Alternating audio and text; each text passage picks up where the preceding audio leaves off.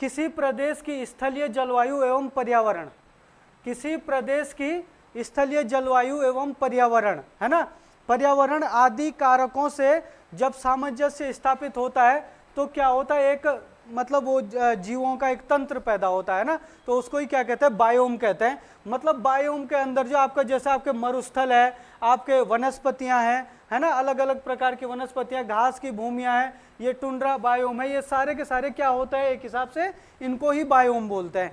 अब यहाँ पे जो बायोम है, आपके पास पहला प्रश्न जो एग्जाम में बनेगा वो क्या बनेगा कि बायोम मुख्य रूप से कितने प्रकार के होते हैं, तो बायोम मुख्य रूप से कितने प्रकार के होता है, तो 5 प्रकार के।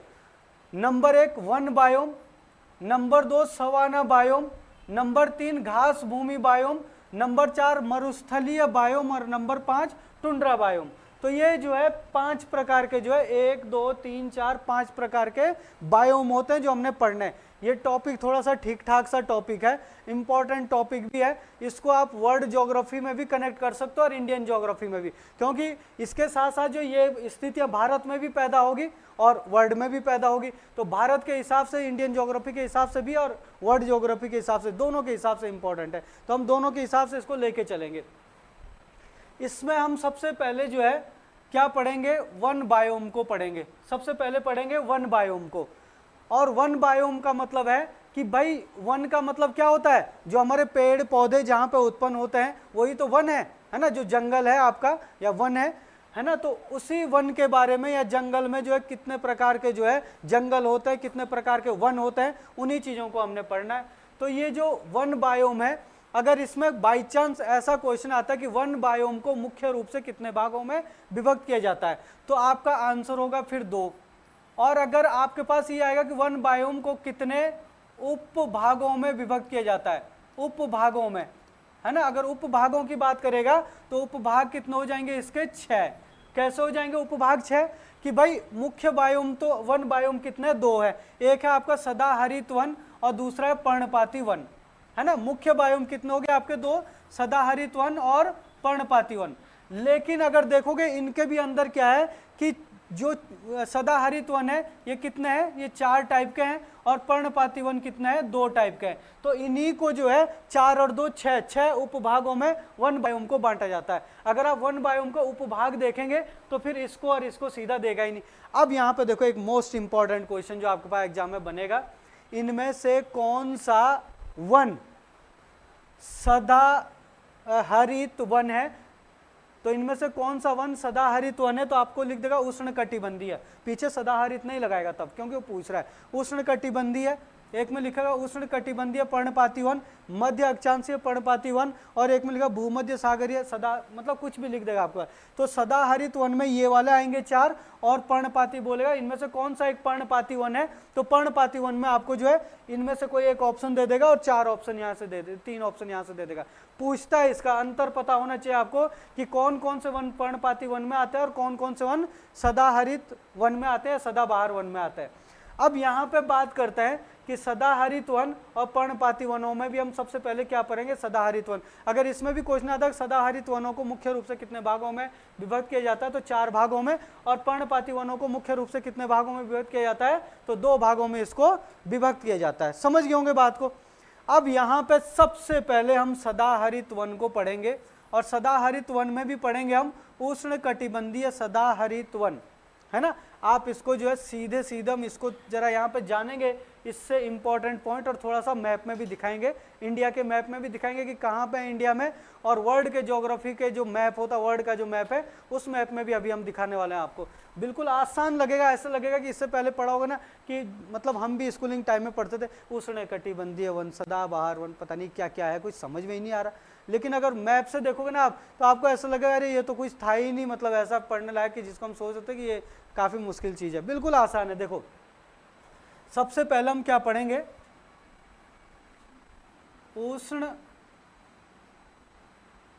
उष्णकटिबंधीय सदाबहार वन, उष्णकटिबंधीय सदाबहार वन, इनके बारे में जानते हैं जरा, 2-4 पॉइंट यहाँ पे फटाफट। सबसे पहली बात कि इसको सदाबहार वन क्यों बोला जाता है, जो ये उष्ण कटिबंधीय वन होते हैं ना, जैसे आप लोगों ने देखा होगा कि आपका जो है फूलों का मौसम आता है और पतझड़ का मौसम भी आता है ना। एक टाइम ऐसा आता है कि जहाँ पे पतझड़ का मौसम आता है, उत्तरी गोलार्ध में पतझड़ का मौसम है तो दक्षिणी गोलार्ध में फूलों का मौसम है, और दक्षिणी गोलार्ध में फूलों का मौसम है मतलब बसंत ऋतु है, तो उत्तरी गोलार्ध में क्या हो जाएगा, आपका पतझड़ हो जाएगा, और उत्तरी गोलार्ध में फूलों का मौसम है तो दक्षिणी गोलार्ध में पतझड़ हो जाएगा। लेकिन उष्ण कटिबंधीय वन एक ऐसे वन होते हैं जो मतलब क्या होता है, वर्ष में क्या है, पूरे वर्ष में क्या है कि जैसे पतझड़ और ग्रीष्म का मौसम आता है, ऐसे नहीं होता है। इसमें वर्ष में क्या है रहते हैं, पूरे वर्ष भर क्या रहते हैं, हरे भरे रहते हैं। ये जंगल जो है पूरे वर्ष भर हरे भरे रहते हैं। मतलब इनकी खासियत क्या होती है, पत्ते तो सभी वन झाड़ते हैं, लेकिन इनके लिए कहा जाता है कि ये वन जो अपने पत्ते नहीं झाड़ते हैं।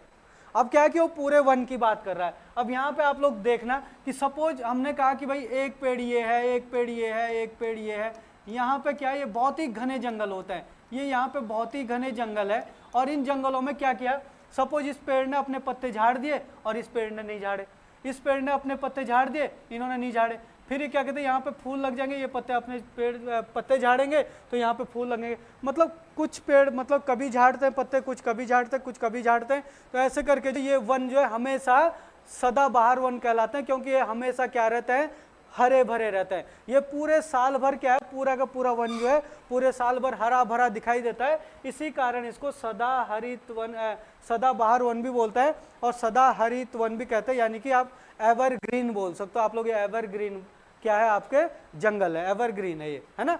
दूसरी बात, ये जंगल उष्ण कटिबंधीय सदाबहार वन होता है। ये जंगल कैसे होता है, एक तो मतलब ये जंगल क्या बहुत ही ज्यादा घने होते हैं, और इसके जो पेड़ होते हैं ये बहुत सबसे ज्यादा जो है ऊंचे होते हैं। यानी कि विश्व के जितने भी जंगल है उन जंगलों में सबसे ऊंचे जो पेड़ है वो कहाँ पाए जाते हैं। आपके पास क्वेश्चन आएगा पेपर में कि सबसे ज्यादा ऊंचे ऊंचे पेड़ पौधे जो है किस प्रकार के जंगल में पाए जाते हैं। तो आपके पास उष्ण कटिबंधीय सदाहरित वन या सदाबहार वन लिख देगा, मध्य अक्षांशीय लिख देगा, इसको लिख देगा, शंकुधारी वन को लिख देगा। तो सबसे ऊंचे ऊंचे पेड़ पौधे कहाँ पाए जाते हैं, तो उष्ण कटिबंधीय सदाबहार वन में पाए जाते हैं, और यहीं पे सबसे घने वन भी क्या है, पाए जाते हैं। दूसरी बात कि यहाँ पे ऐसा क्यों होता है कि यहाँ पे इतने ज्यादा घने वन पाए जाते हैं, क्योंकि इनका जो टेम्परेचर रहता है ना, इनका जो तापमान रहता है, इनका तापमान हमेशा 18 डिग्री सेंटीग्रेड से ऊपर ही रहता है, 18 डिग्री सेंटीग्रेड से ऊपर ही रहता है। कल हम एक बात की जिक्र कर रहे थे कि जहां पे तापमान अधिक होता है वहां पे दबाव ज्यादा होगा कि कम होगा, वहां पे दबाव क्या होगा, कम। और जहां पे दबाव कम होगा वहां पे क्या है, जो चक्रवात है वो अंदर की तरफ को आएंगे, वहां पे चक्रवात आएंगे, और चक्रवात आएंगे तो वहां पे क्या होगी, बारिश होगी, और ज्यादा बारिश होगी तो यहाँ पे क्या होंगे, ज्यादा वन होंगे। समझ रहे हो बात को। यहाँ पे एक क्वेश्चन आपके पास बनता है कि जो ये वाले वन होते हैं यहाँ पे 175 से 200 सेंटीमीटर तक वर्षा होती है। अगर वर्षा की बात करें ना यहाँ पे, तो 175 से 200 सेंटीमीटर तक क्या होती है, इसमें वर्षा होती है भाई। तो मतलब जो वर्षा होती है यहाँ पे वो कितनी होती है, तो कई जगह तो लिखता है कि जो उष्ण कटिबंधीय सदाबहार वन होता है वहाँ पे कितनी वर्षा होती है औसतन, तो कहीं पे 200 सेंटीमीटर होता है लिखा, कहीं पे 175 भी लिख देता है, और कहीं कहीं पे 200 से 175 सेंटीमीटर के बीच यहाँ पे क्या होती है, वर्षा होती है। 200 कई जगह आपको ज़्यादातर मिलेगा। यहाँ पे देखो अब वर्षा बहुत ज़्यादा हो रही है। क्या आप लोगों को पता है कि जो मरुस्थल होते हैं वहाँ पे वर्षा कितनी होती है, 25 सेंटीमीटर से कम वर्षा होती है ना। वेरी गुड, बहुत बढ़िया भाई, मरुस्थल में बताया था।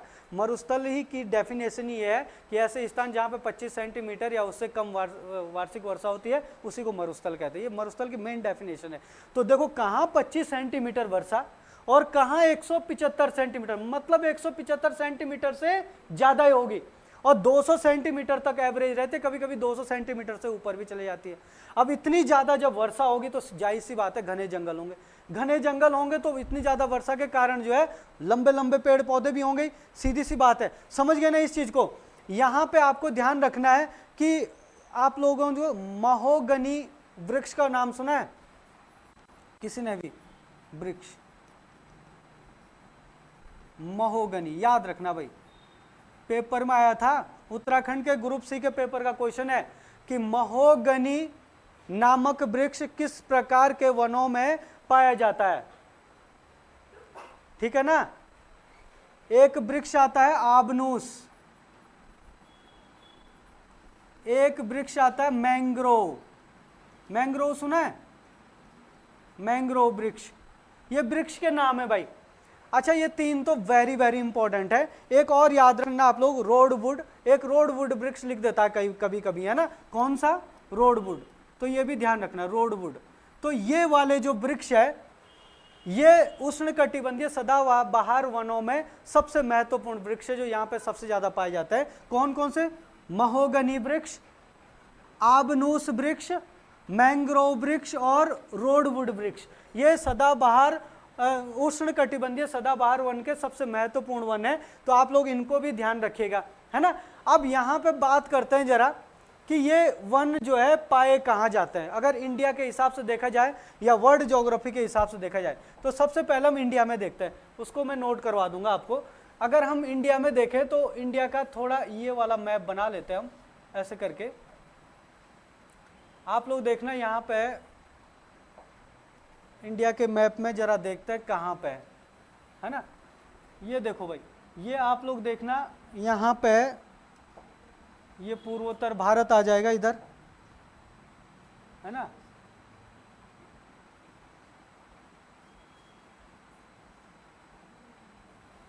ये देखो भाई, इंडिया का मैप लग रहा है। ये थोड़ा सा नीचे वाला है ना, नीचे वाला है। ये थोड़ा मुझे लग रहा थोड़ा टेढ़ा ही हो गया।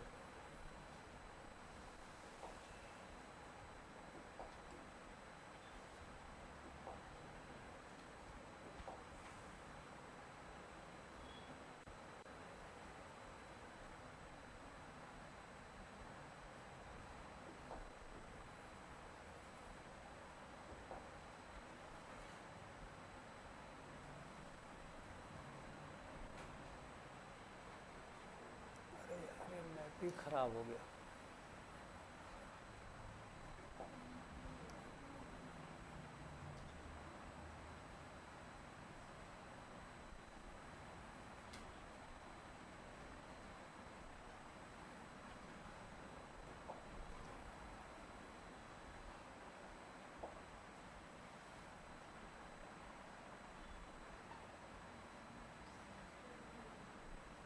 चलो भाई देखो जरा यहाँ पे, अगर देखा जाए तो ये वाला जो एरिया है ना भारत का, ये वाला एरिया, ये वाला एरिया,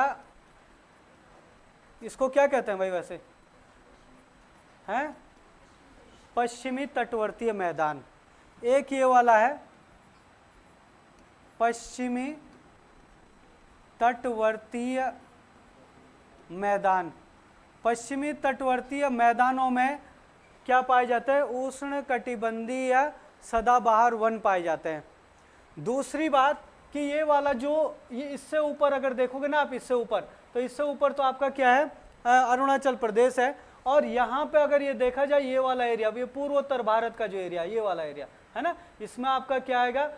मिजोरम आएगा, सिक्किम आएगा, है ना, सिक्किम आएगा, नागालैंड आएगा आपका, और मेघालय आएगा। यहाँ पे ये वाला जो एरिया है भारत का, इसमें भी क्या पाया जाता है? इस पूर्वोत्तर भारत में क्या बोलोगे आप इसको? पूर्वोत्तर भारत। पूर्वोत्तर भारत में भी क्या पाए जाता है? उष्णकटिबंधीय सदाबहार वन पाए जाते हैं। अब यहाँ पे कारण क्या है भाई? कारण आप लोगों ने सुना होगा कि भारत में जब मानसून आते हैं तो सबसे पहले मानसून कहाँ आते हैं? हैं केरल में आते हैं। तो यहाँ पे सबसे पहले मानसून आते हैं इधर से, ये देखो अरब सागर से होते हुए, तो ये केरल में सबसे पहले मानसून आते हैं। तो ये पश्चिमी घाट में ही सबसे पहले मानसून आता है, और यहाँ पे जो है बारिश ठीक ठाक होती है। और इसलिए क्या है, और ठीक ठाक बारिश तो होती है, लेकिन यहाँ पर जो टेम्परेचर भी ठीक ठाक है, गर्म है, क्योंकि आपको पता है कि विषुवत रेखा के आसपास का एरिया है ना, यहाँ पे टेम्परेचर ज़्यादा है, इसलिए इसको क्या है, यहाँ पे क्या होता है? पर्णपाती क्या कहते हैं? उष्णकटिबंधीय सदाबहार वन पाए जाते हैं। दूसरी बात, बंगाल की खाड़ी से जो मानसून आते हैं वो सबसे पहले यहाँ पे आते हैं। और आपको पता भी होगा कि मासिन ग्राम भारत का सबसे ज़्यादा वर्षा वाला स्थान है मेघालय में। मेघालय का मासिन ग्राम है ना, तो वो भी यहीं पे पड़ता है, ठीक है ना। तो इस एरिया में भी ठीक ठाक बारिश होती है और ऊपर से गर्म भी है, इसलिए सदाबहार उष्णकटिबंधीय सदाबहार वन यहाँ पे भी पाए जाते हैं। तो भारत में जब भी पूछेगा कि भारत के किन क्षेत्रों में उष्णकटिबंधीय सदाबहार वन पाए जाते हैं मुख्य रूप से, तो कहाँ पाए जाते हैं, तो पूर्वोत्तर भारत में, और दूसरा आपका क्या आएगा, पश्चिमी घाट में, या फिर केरल के तट भी लिख देगा तो भी चल जाएगा, क्योंकि पश्चिमी घाट में ज़्यादातर केरल का राज्य तो पूरा ही आता है, केरल के तटों पर, है ना। तो ये हो गया अब आपका इंडिया में, कि यहाँ पे इंडिया में आता है, यहाँ पे इंडिया में ही क्या है आपके उष्णकटिबंधीय सदाबहार वन है। वर्ल्ड के मैप में देखते हैं जरा थोड़ा सा। वर्ल्ड के मैप में अगर आप देखोगे, आप यहाँ से इस तरीके से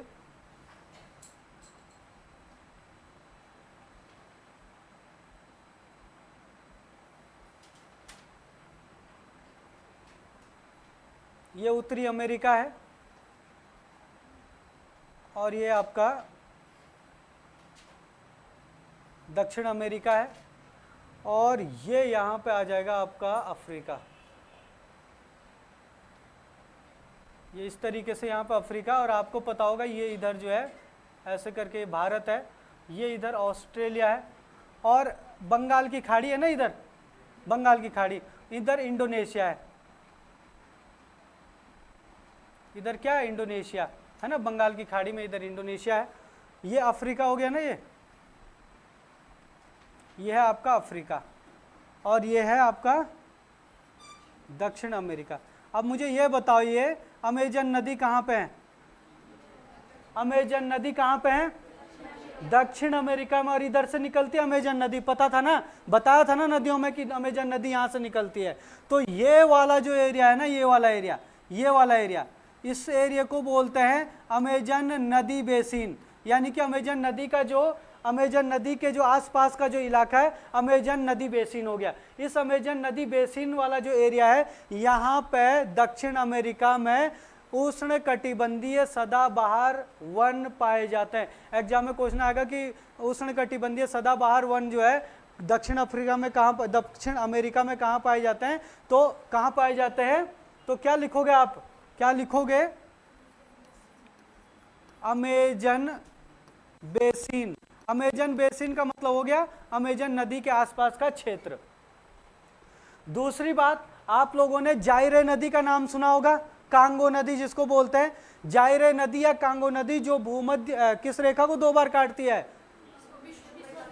हाँ, भूमध्य रेखा को या विषुवत रेखा को 2 बार काटती है, तो वो जायरे नदी इधर निकलती है, यहाँ पे ये जायरे नदी निकलती है, और ये जायरे नदी बेसिन, या फिर आप बोल सकते हो कांगो नदी बेसिन। क्या बोलोगे आप लोग, कांगो या फिर जायरे, कांगो या जायरे नदी बेसिन, बताया था ना ये कांगो नदी, और जायरे नदी जो भूमध्य रेखा को 2 बार काटती है, यहाँ से ऊपर से जो कर्करेखा निकलती है, यहाँ से भूमध्य रेखा निकलती है ना, वैसे भूमध्य रेखा से नील नदी का उद्गम होता है, लेकिन जो आपकी भूमध्य नदी ये जायरे है, ये इसका भूमध्य रेखा के इधर है ना, तो ये क्या कहते हैं, ये नदी बेसिन है। यहाँ पे सबसे ज़्यादा दक्षिण अफ्रीका की बात करें तो अफ्रीका महाद्वीप में सबसे ज़्यादा उष्णकटिबंधीय सदाबहार वन जो पाए जाते हैं वो कहाँ पाए जाते हैं, कांगो या जायरे नदी बेसिन में पाए जाते हैं।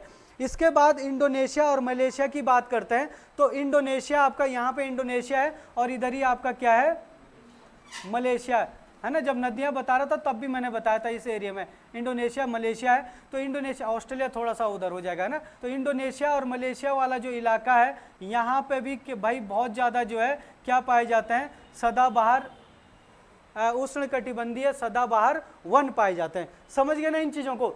अच्छा चलो एक चीज़ और देखते हैं कि इसको उष्णकटिबंधीय वन क्यों नाम दिया गया, उष्णकटिबंधीय वन नाम क्यों दिया गया।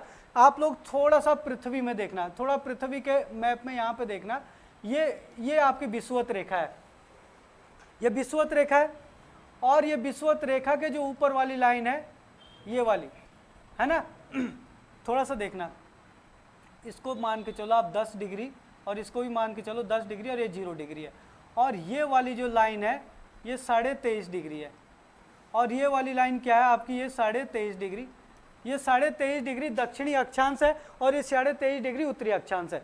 तो 23.5 डिग्री उत्तरी अक्षांश से 23.5 डिग्री दक्षिणी अक्षांश के बीच का जो क्षेत्र होता है उसी क्षेत्र को हम क्या बोलते हैं, उष्णकटिबंधीय क्षेत्र बोलते हैं।